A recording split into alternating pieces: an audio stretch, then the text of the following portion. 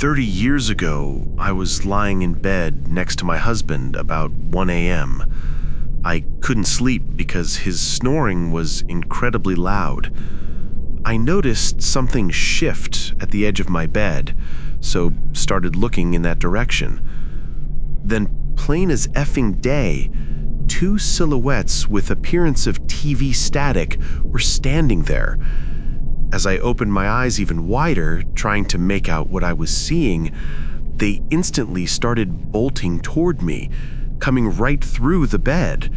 Not smooth movements either, but like in one movement, they were a foot closer.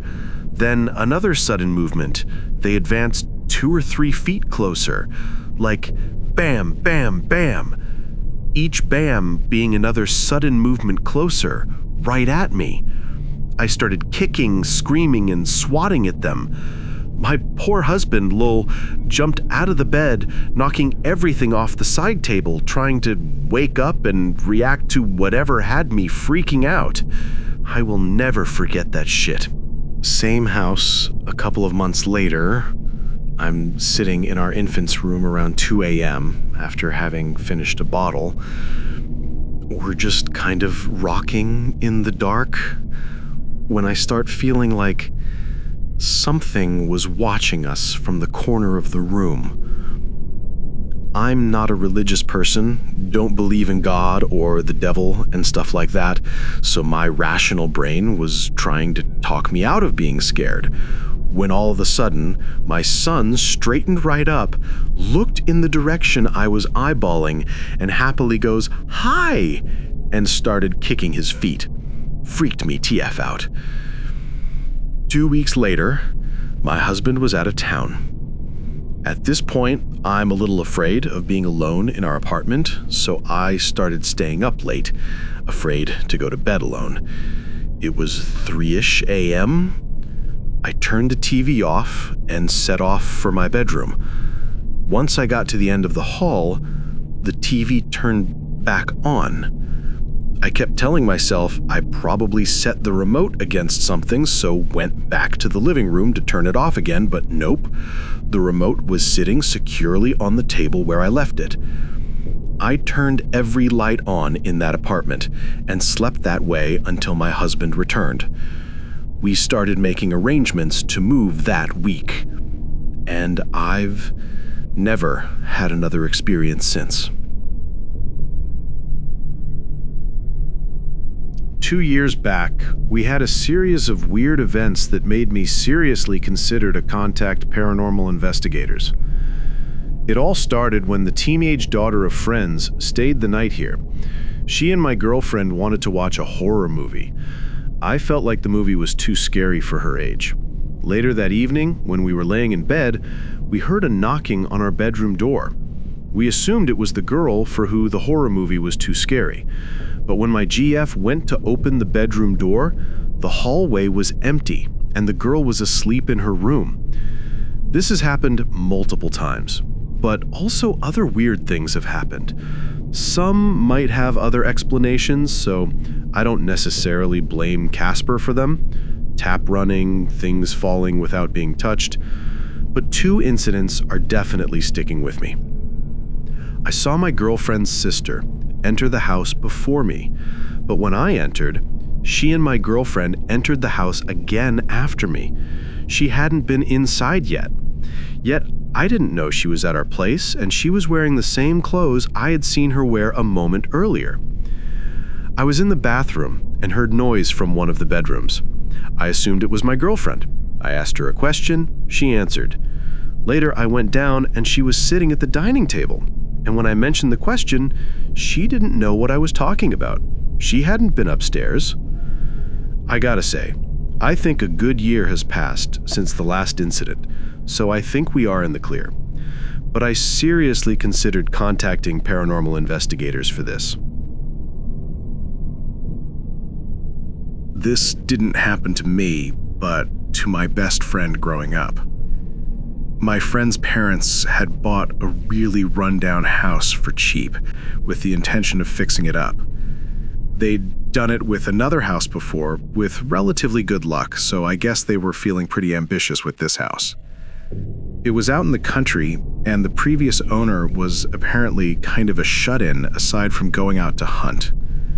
From what I remember, my friend's parents bought the house in as-is condition, meaning that the bank, or whoever, didn't do any cleaning or removed any of the previous owner's stuff after he died. I don't know if he died in the house or not, but it wouldn't have surprised me. The house was in really bad condition, completely unlivable. The previous owner was a hoarder and never threw anything away. The basement, outbuildings, and every room in the house was packed floor to ceiling with garbage and random stuff. Unsettling, but not creepy so far. So my friend's parents enlisted my brother and I to help cart out the trash from the house. It was like a bizarre archaeological dig. As we cleared stuff out, the bottom layers were compacted and more decayed than the stuff on top. It didn't smell much because it was all pretty dried out. However, once we started clearing out the basement, it was obvious there was more than just garbage down there. We found 3 old unplugged refrigerators stuffed with the now mummified remains of animals. Cats, dogs, ducks, geese, turkeys. Lots of older stuff we couldn't recognize. Some of them were wrapped in plastic, others in newspapers. The game animals weren't processed like he'd ever had the intention of eating them either. It was like he was killing or finding them and just putting them straight in the refrigerators. We cleared out everything down to the bare earth floor, except it wasn't really a dirt floor. It was just stuff that had decomposed down to dirt. We started a 5-gallon bucket brigade to clean out the dirt, and in the process unearthed about a dozen cat skeletons. After several weeks of this, my friend's dad fixed the staircase so we, the kids, could safely go up and downstairs to the second floor. My friend excitedly showed me what was to be her bedroom. It was pretty big, with a picture window facing out towards the woods. There was graffiti spray painted all over the walls and holes in the drywall. The holes were stuffed with dirty underwear. That night was the first night Anna slept in her bedroom, and a pheasant flew through the glass of the picture window and landed in her bed. Her dad rushed in when he heard her screaming and broke its neck. I vowed never to sleep in that house, and never did. I bought the journal on a whim. Plain, black cover, lined pages, the kind of thing you'd find in a bargain bin. I thought it might help me sleep, scribbling out my thoughts before bed. The first entry wasn't mine. You'll spill coffee on your shirt at 8:12 a.m. The handwriting wasn't familiar, neat, deliberate, nothing like my rushed scrawl. I figured maybe the store sold used ones and someone had scribbled a leftover note. The next morning, at exactly 8:12, my cup slipped, coffee down the front of my shirt. I laughed it off.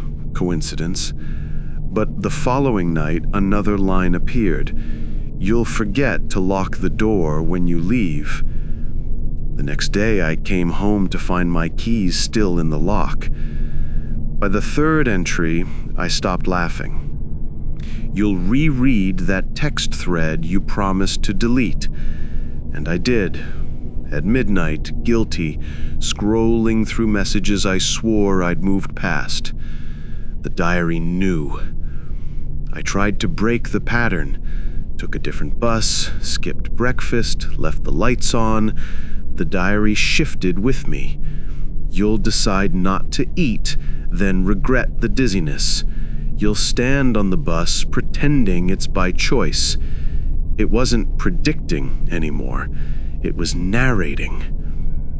The entries grew cruel. You'll check the mirror again, wishing you looked different. You'll wonder if anyone would even notice if you disappeared. Things I never said aloud, things I barely let myself think. Then it started bleeding into the real world.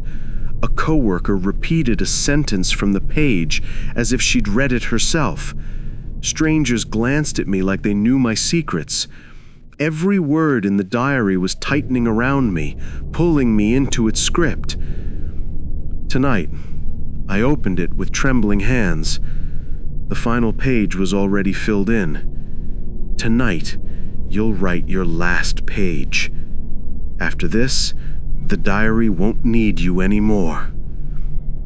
And now I'm writing these words exactly as they appear, word for word. I don't know what happens when I finish the sentence.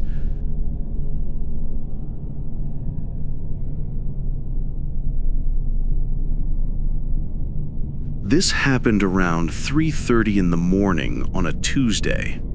My night shift as an airport security guard just ended, and I was exhausted out of my mind. Staying awake with the help of cheap energy drinks and poorly made coffee from the vending machine. I look at my phone, and then it hits. My alarm that my shift has ended. I text my boss that I'm going home, and I head to the locker room to grab my coat and backpack. This happened somewhere around the beginning of winter, so the cold swept the area pretty quick. As I was packing up, I get this gut feeling something is wrong. Nothing in the moment was eye-catching, but something told me my ride home wouldn't be as normal as the other ones. Recently, my car broke down and has been at the mechanic for a week. This has forced me to take the bus to and from work. I walked out into the cold winter night, feeling the gentle breeze on my cheeks, looking at my phone to see how long I have until the bus arrives at the station. From a distance, I could see a large group of people waiting as well on the station for the bus. I didn't think anything of the situation because I was far away and I couldn't really see how many of them were there. But as I got closer, things began to feel off. It wasn't out of the ordinary for people to wait for the bus at this hour or in these groups, because some flights reroute or get delayed so people can come this far into the night. The one thing I spotted that was weird was that they didn't have any suitcases. They only carried bags that looked full of something, like they packed some sort of liquid. I noticed this because some bags had a red substance leaking from the bags. Nevertheless, I wasn't going to be the one to judge. As I was walking towards the station, something grabbed me by my shoulder. It was my friend Nancy, who just finished her job as a cleaning lady at the airport. We became friends after we were both placed on night shifts, and as nothing was going on, we would occasionally grab a coffee and chat together until work called. We got to talking, and she also mentioned the people standing at the station. She then decided to describe their appearance to me as if I wasn't already creeped out by their presence. "You see that guy with the brown coat and sunglasses?" said Nancy. "Yeah, why?"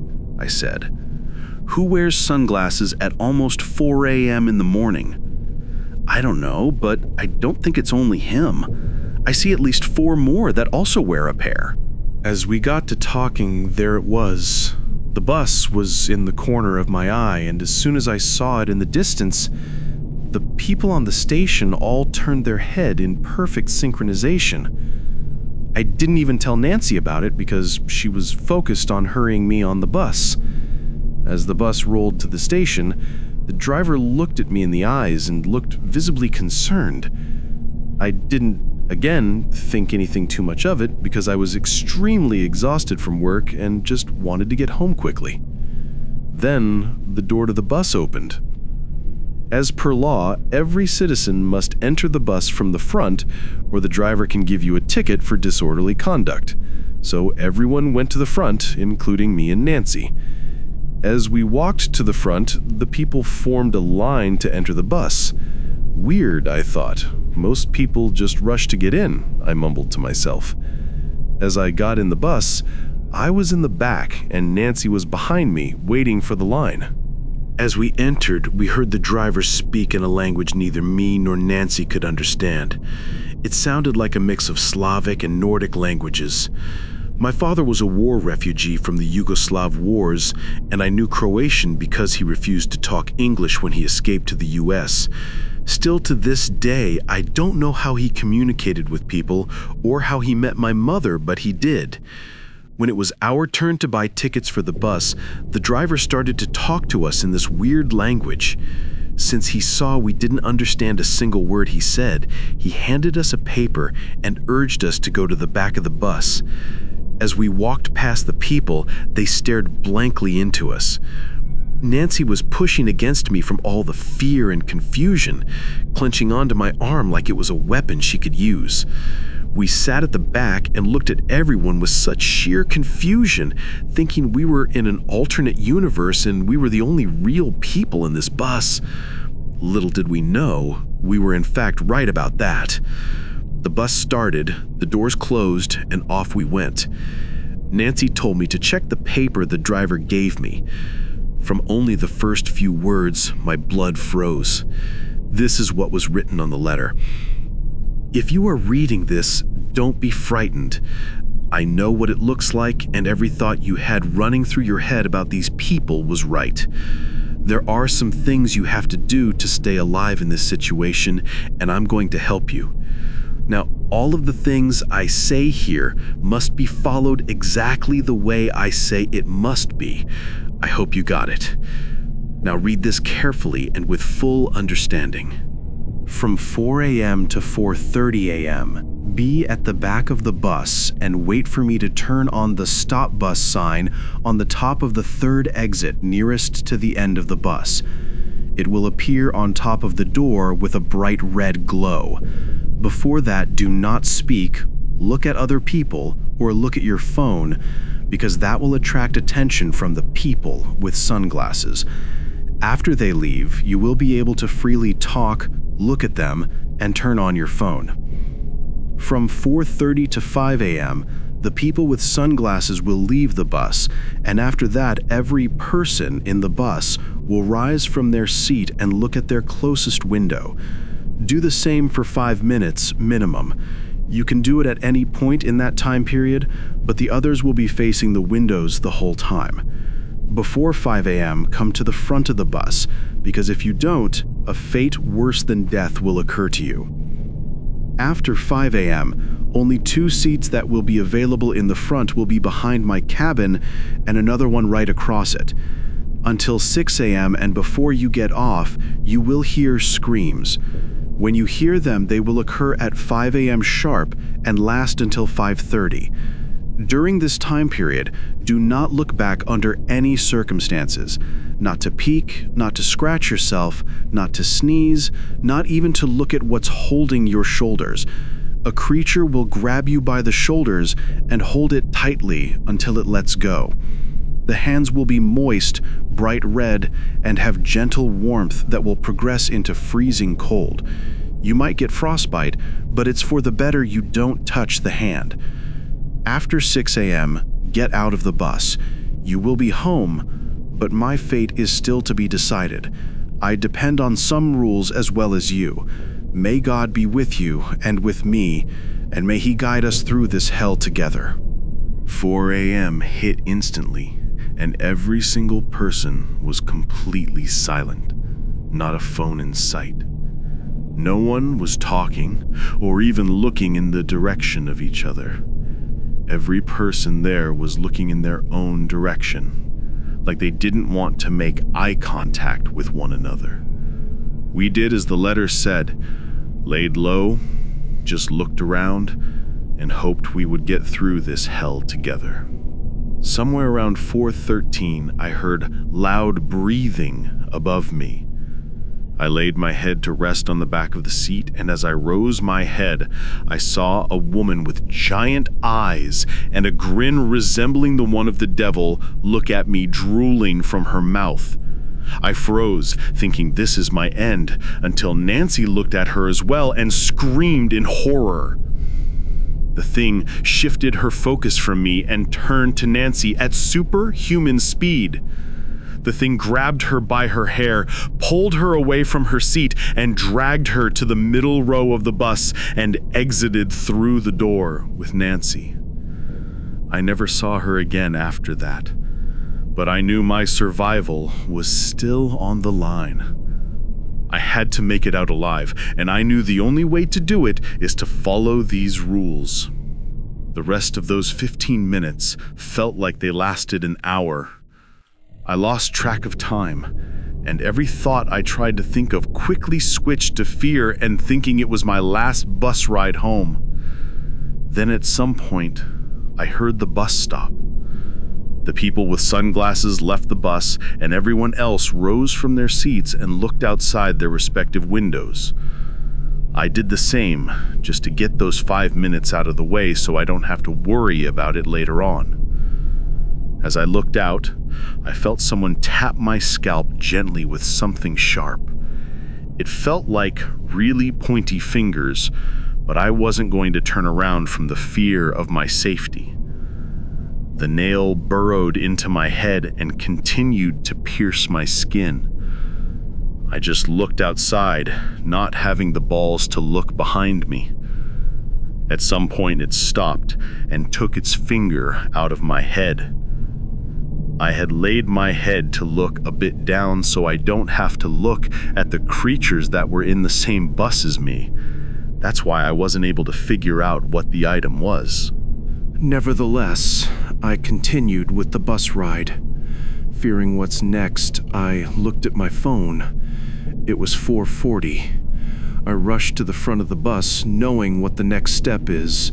Hurriedly, without a single thought in my mind, sat in the first row and just started thinking about Nancy. That poor woman. God knows what happened to her and where she went. After a long thought process, I looked back. Every creature in the bus started to bang their head against the window. Scared to death, I turned to the driver and exchanged eye contact. In his eyes, I knew he didn't know what was happening either. So we just stared blankly at the road ahead, both doing what needed to be done to get home safely. 4:50 hits. I'm waiting for the moment in which the screams begin. Then I hear faint whispering in the back of my ear. From the whisper, I couldn't make out who was making it or where it was coming from. Then from whispering to whistling and finally singing. I knew that voice. It was Nancy. I was about to turn my head when the driver hit the brakes, looked at me, and showed me his watch. It was 5 o'clock. I almost died not paying attention to the time. I stared at the front of the bus, fearing for what's next. Whispers grew louder, singing became more evident, and whistles were coming closer and closer, until a hand grabbed my shoulder. As the paper read, the touch was warm, almost like someone was holding a glass of cocoa before placing their hand on me. Then, the temperature shifted, progressively getting colder and colder by the second. It wasn't noticeable at first, but as the hands held onto me longer, the more I could notice just how much cold was progressing onto my body at this time. The driver looked at me worriedly, thinking I wasn't going to make it without moving. The touch was so cold, my shoulder started to hurt unimaginably. Thinking this is the end, the hand pulled away. I thought I was safe. I breathed a sigh of relief, but something was wrong. My phone buzzed, and I saw the time. It was 5:25. Didn't the note say screams were supposed to be heard until 5:30? Maybe the note was wrong or outdated, but then screams began echoing through the bus. The screams sounded like souls of the damned in the deepest parts of hell, pulling their flesh bit by bit until there was nothing left. I had endured everything on this bus, but the screams were the only thing I wasn't able to shut out. Driver looked worried, but looked unfazed, like he went through this multiple times and kept driving. I put my hands on my ears, but to no avail. The screams couldn't be silenced, not by my hands or by any hands.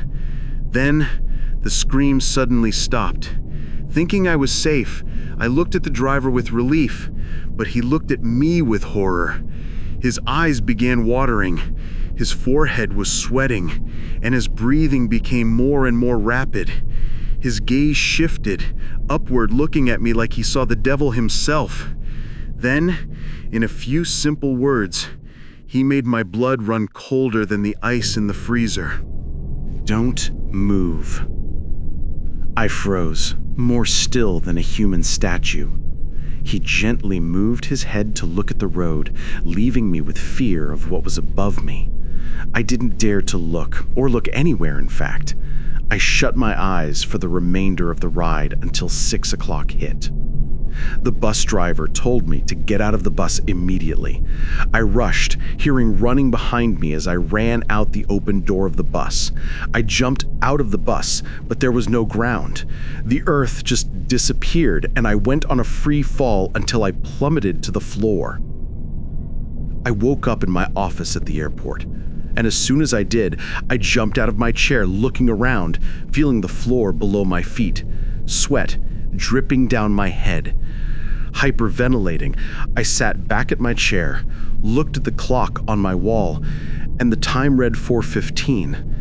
Then I heard a knock on my office window, and I jumped out of my seat, not knowing what to expect. But it was Nancy, unharmed and worried. She kept knocking on my window until I got out of my office and hugged her, excited to see her again. She was confused at first, then, after I explained her my dream, she realized why my reaction was so subtle. After that dream, my consciousness told me I should go by taxi to and from work and never dared to enter another bus again.